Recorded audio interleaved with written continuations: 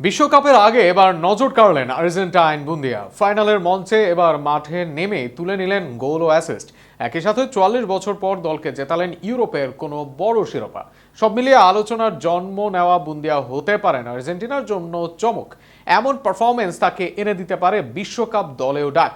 বুন্দিয়ার performance ও তার দলের ডাক পাওয়ার সম্ভাবনা নিয়ে থাকছে প্রতিবেদন। ৪৪ বছর পর ইউরোপিয়ান বড় আসরের শিরোপা, ৩০ বছর পর কোনো ইউরোপীয় শিরোপা। অ্যাস্টন ভিলার জন্য স্মরণীয় হয়ে থাকলো ফ্রেইবার্গের বিপক্ষে ইউরোপা লিগের ফাইনাল ম্যাচটা। এই শিরোপা পাওয়ার দিনে ভিলা ও আর্জেন্টাইন ভক্তদের চোখ ছিল দলের গোলরক্ষক এমি মার্টিনেজের দিকে।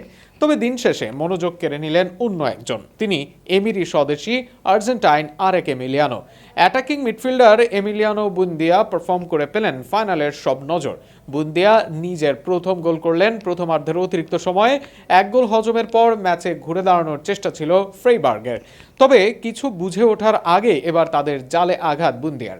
ডিবক্সের বাইরে এবার তাকে বল বাড়িয়ে দেন দলের নাম্বার 7 জন ম্যাককিন। সেই বল পেয়ে ডিবক্সের বাইরে থেকে দূরপাল্লার দুর্দান্ত গতির এক শট বুন্দিয়ার, যে শটের উত্তর ছিল না প্রতিপক্ষের গোলরক্ষকের কাছে।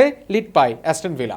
প্রতিপক্ষকে দুমড়ে মুচড়ে দেওয়ার কাজটাও করেন বুন্দিয়া। ৫৮তম মিনিটে এবার গোল করান রজার্সকে দিয়ে।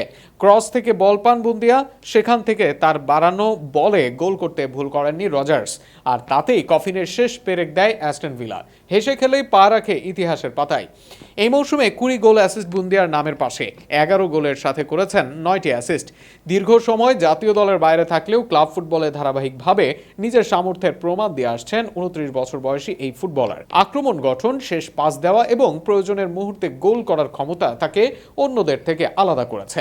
বিশেষ করে ফাইনালের মঞ্চে চাপের মধ্যে এমন পারফরমেন্স তার আত্মবিশ্বাস এবং মানসিক দৃঢ়তারই প্রমাণ।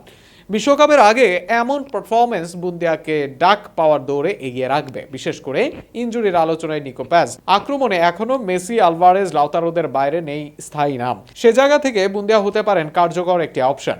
যদিও মিডফিল্ড ও আক্রমণ ভাগে প্রতিযোগিতা তীব্র, তবুও সাম্প্রতিক ফর্ম তাকে আলোচনার কেন্দ্রে নিয়ে এসেছে। তবে চূড়ান্ত সিদ্ধান্ত নির্ভর করবে কোচের পরিকল্পনা ও দলের ভারসাম্যের উপর।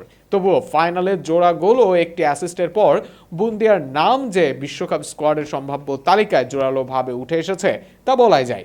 এখন দেখার বিষয়, দুর্দান্ত এই পারফরমেন্স তাকে শেষ পর্যন্ত আর্জেন্টিনার বিশ্বকাপ বিমানে জায়গা করে দিতে পারে কিনা।